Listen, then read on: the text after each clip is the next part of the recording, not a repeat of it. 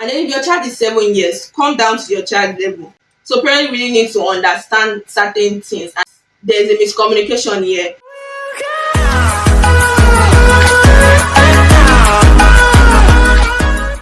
Hi guys, and welcome back to my YouTube channel. It's your favorite girl, TolaniMary, and I'm back with another video.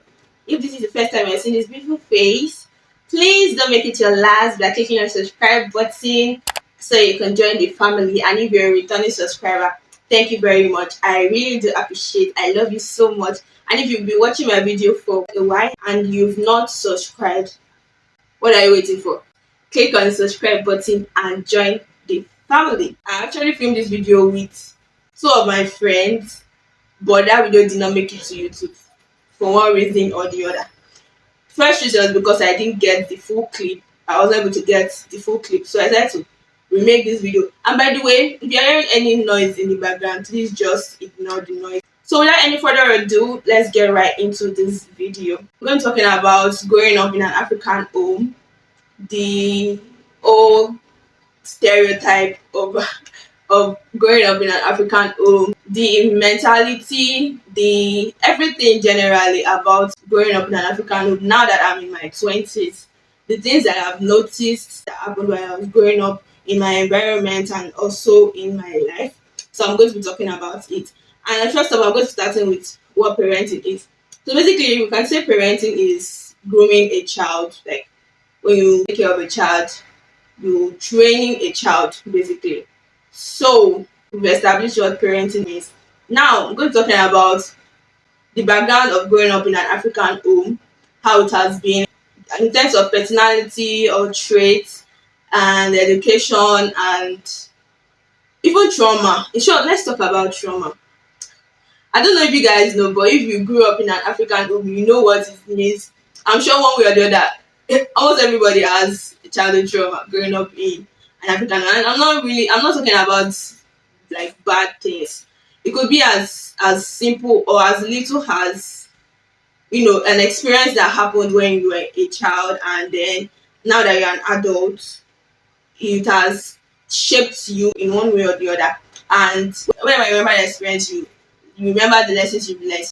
I would say some of the things that while growing up that I felt one way affected or influenced the way I think now should be my environment. I gave an example with my friends. They're saying that in a family where the parents are always busy with work, they don't have time for their children.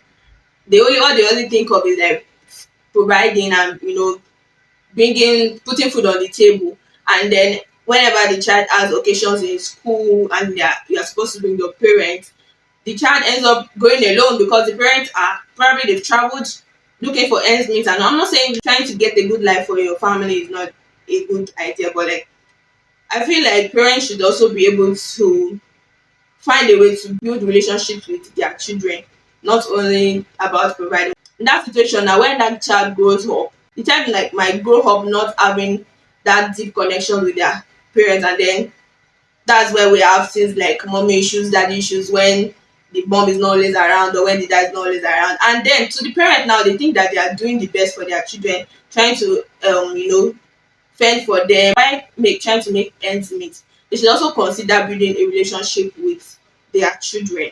My friend also said something. She said that some parents they mix care for love. So basically, some parents think that once they provide everything that the child needs, that they've done everything, that's all what parenting is all about. But I'm here to tell you guys today that that's not what parenting is all about, because you can have a child and care for that child and not even know the child, and the child might not even love you or might not. Loving is a process. It's a gradual process. You caring for a child, yes, it's also a love language, but there are some children that they really want attention and not just about providing. So now I'm going to be talking about love languages. Some parents don't know that children have love languages. Just the way couples have love languages, children also have love languages. So your child's love language might be care, your child's love language might be gift giving, your child's love language might be words of affirmation. I feel like parents need to understand their children. If they understand their children very well, each and not just using one method for all your children. If you have 4 children or if you have if let's say you have 4 children, don't just use one method for all your children because everybody is different. The way you brought up your first child is not the same way you bring up your last child, basically. Because your first child love language might be gift giving.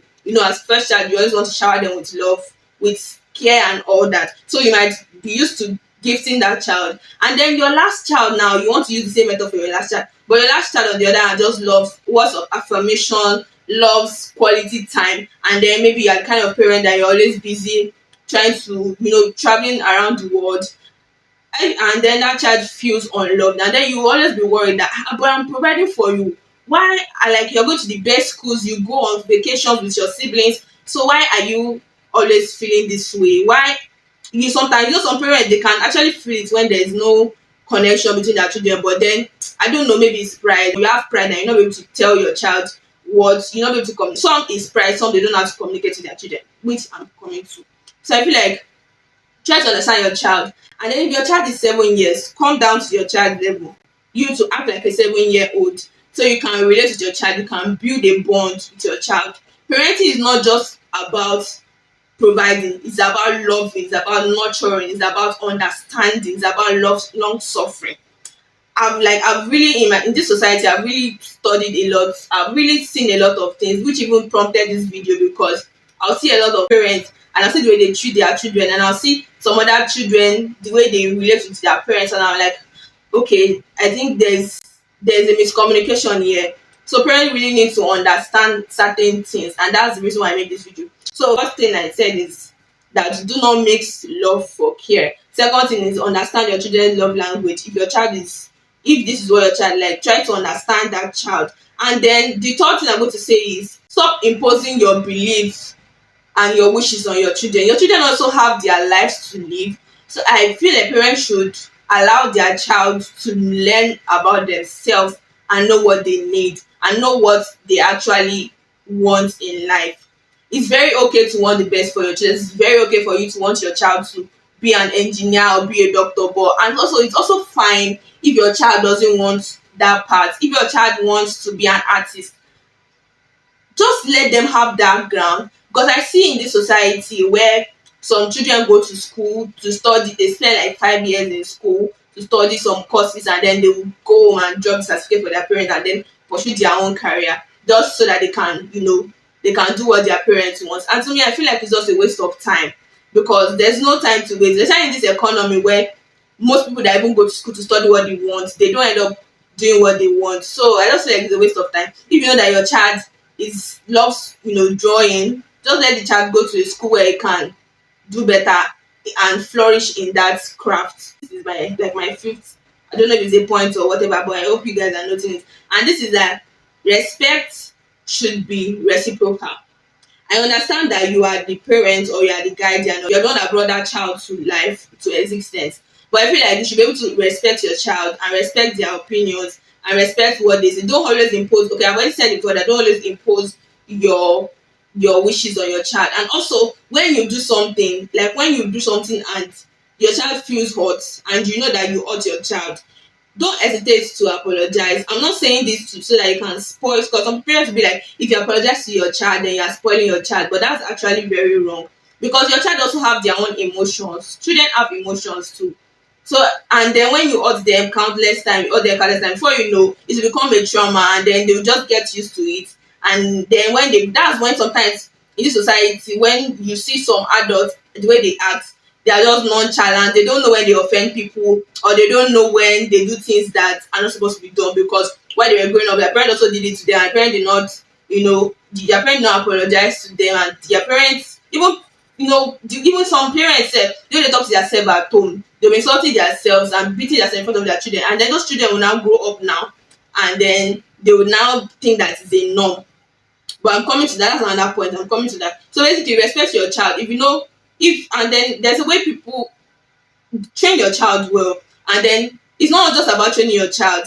Do the things you do, the way you act. That's what children actually see. In short, it's just like you now. When a preacher comes to you and say that this is the way, and then the preacher is following the other way, you would hardly will people follow what the preacher is saying. They will want to follow what the preacher is doing. So that's how it is. For me now, while growing up, there's even till now, the way my mom talks to us, that she talks to us in a calm way. The way she talks, she doesn't, it's not just about us, even generally to people. The way she talks to you with respect, because there's this saying that when you respect people respect you. My mom even as I'm a last child, there's the way she talks to me. And even if there's sometimes when people talk to you and you're not in a good mood, but the way they talk to you will bring your head down, you'll be calm and you want to listen. So but that's how she is. She talks to us in a very good manner. She just trying to train us to know that we can actually communicate with people without shouting and without being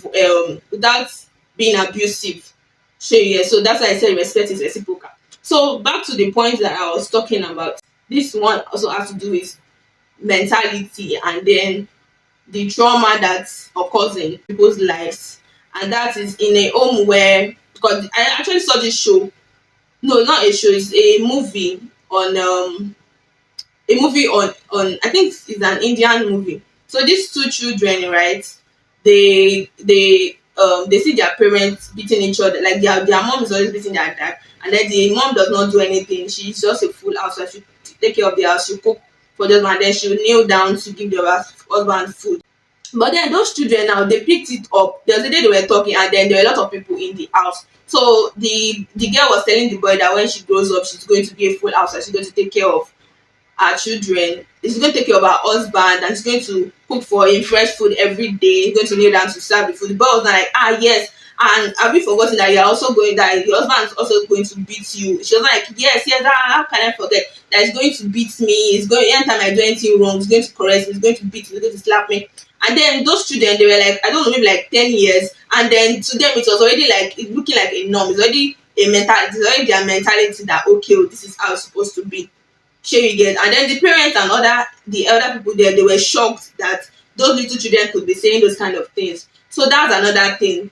If you even want to have an argument with your spouse, don't let your children be there when you're doing it, because it sends a signal to their brain, and then it becomes, it's quite hard to unlearn things, especially when they are children. When they say things and hear things, it easily sticks to their head, and then they think that is the norm, which most times or sometimes might not be the norm. So try as much as possible to, no, I don't even know why people should be beating their wives, but that's another topic for another day. So try as much as possible to know what you say and to know how you act. If you don't want your child to smoke, don't let your child see you smoking. If you don't want your child to drink, don't let your child see you drinking. So basically, that's what I'm going to say about that. So now I've talked about in terms of education, growing up in African education, where parents pick courses for children. I don't even know. Some people still do it too now. I don't know. If you think is I don't know. Maybe you guys should share your thoughts with me in the comment section. If you think it's right for parents to choose their course of study for their children. And then I also spoken about mentality too, like the mentality of children when they grow up, things that happened to them when they were children. Now they are adults. Then you will see grown up men thinking that so things are right, or grown up women thinking that so things are right, or even entitlement. This entitlement thing it's not just start one day. It started from when they were children. So I feel like parents have a lot to do too. Parents are actually trying. I'm proud of our Nigerian parents too, because there's a lot of things that happen that if they didn't happen wouldn't have shaped us or shaped we young adults and even much older people. And then there's a way African parents train children that in any way, I feel like even despite everything that I've just said, I feel like African parents are the best, because there's no way you grow up in an African home and you'll not be able to survive anywhere in the world. There's this survival spirit that is always in Africans, and I really love that. And shout out to all the good parents out there. Shout out to all our African parents. Shout out to my parents. And yeah, I think that's a wrap for this video. I hope you enjoyed it, and please let me know your thoughts in the comment section. I'll be reading your comments. If you want me to make any other video, please let me know in the comment section. I'll be here for you. Okay, so guys, please follow me on my social media platform. I really I almost never say this. Most times I forget. So please follow me on my social media platform right here. Follow me on Instagram, and I'll see you guys in my next video. Bye.